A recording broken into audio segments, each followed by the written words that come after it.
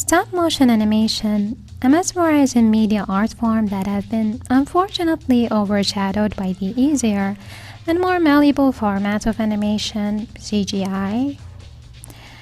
In contrast, the once frequently seen type of stop-motion animation, claymation, which utilizes clay dolls, a simple mistake in it, like smudging the doll, is not Controlled Alt-Z fixable.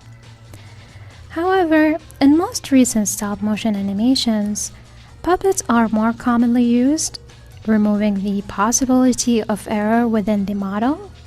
Though whether a clay doll was used and it had to be molded from frame to frame, or a puppet instead, where its facial expression had to be switched up in between frames from pre-made molds, they're both time-consuming and costly.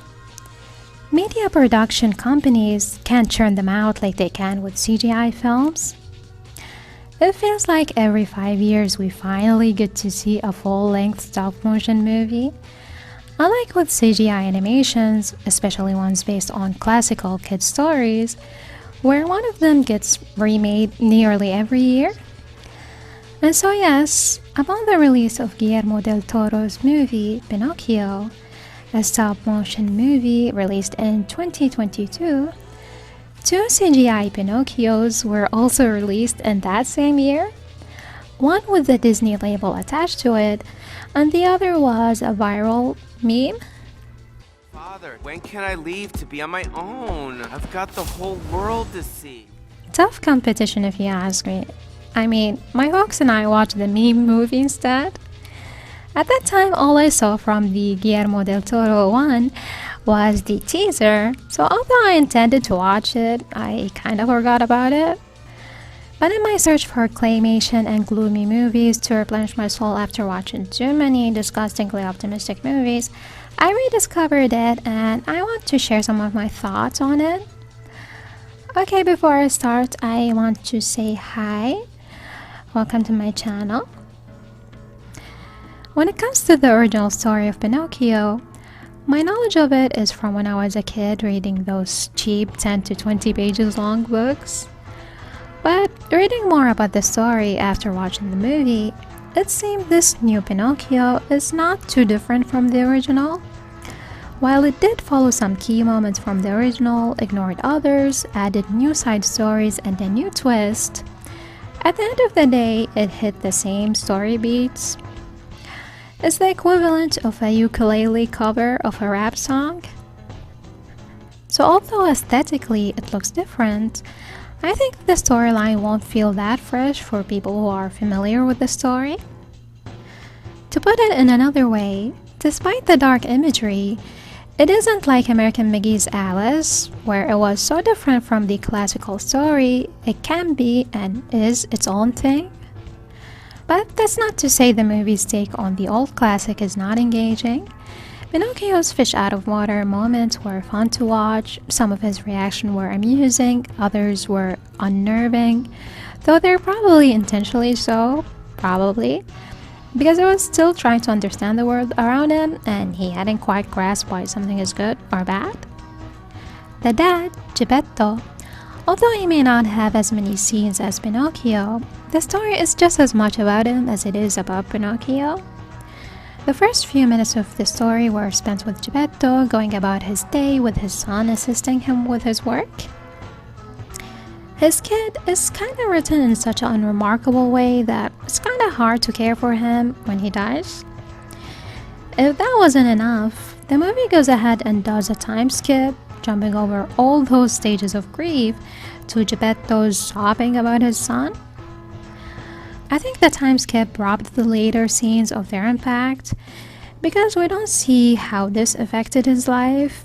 We have to infer and imagine that the sadness and the bitterness that he carries with him for the rest of the movie is because the kid was the only person he cared about.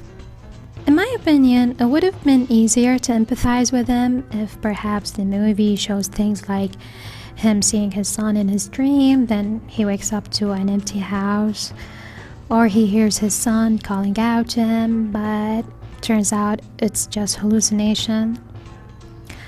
I don't know, but What the movie opts to do is to have the narrator tells us that Geppetto wasn't eating as much and he doesn't care about his work. Maybe those scenes were enough to convey his feelings, but personally I think how he feels is understandable but is not felt. However, outside of that scene, his character had great moments and it was easier to relate to him because we actually see his emotion progress, like his anger and frustration gradually building up.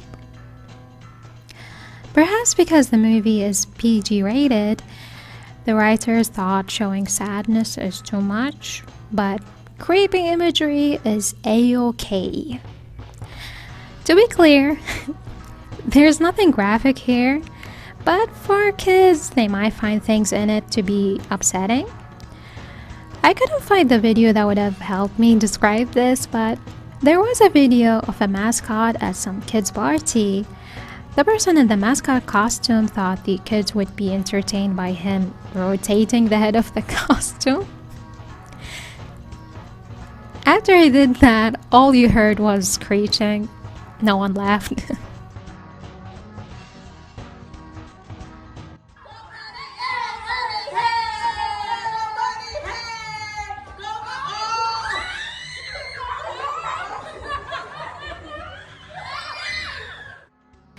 Pinocchio spins and rotates his head beyond a normal range of motion. He moves in an unnatural, puppet-like way, but those happen occasionally. Most of the time he walks normally or he moves normally, and those puppet-like movements are smoothly integrated within his motion, so it's not like sudden jerky movement like ones you'd see in horror movies. Excluding the one time he walked on all fours looking like the second boss phase of Scarlet from Silent Hill Homecoming. But I think the way Pinocchio is animated is awesome, and just in general there is a clear attention to details in how everything in the movie is animated, from the subtle eye twitch to quivering lips. The animators did their job to perfection. There's one more important thing about the movie that I didn't mention. It's a musical, but most of the songs are incorporated into the story, like those songs would be sung in a performance or as a lullaby. Therefore, there weren't those moments where characters would burst into songs while doing mundane things.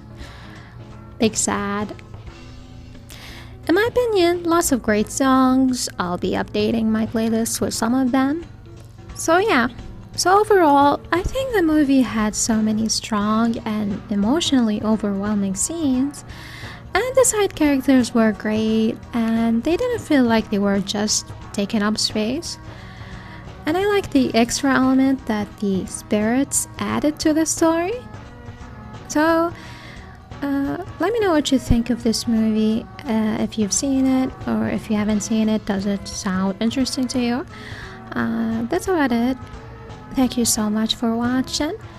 Like the video if you liked it. Bye bye.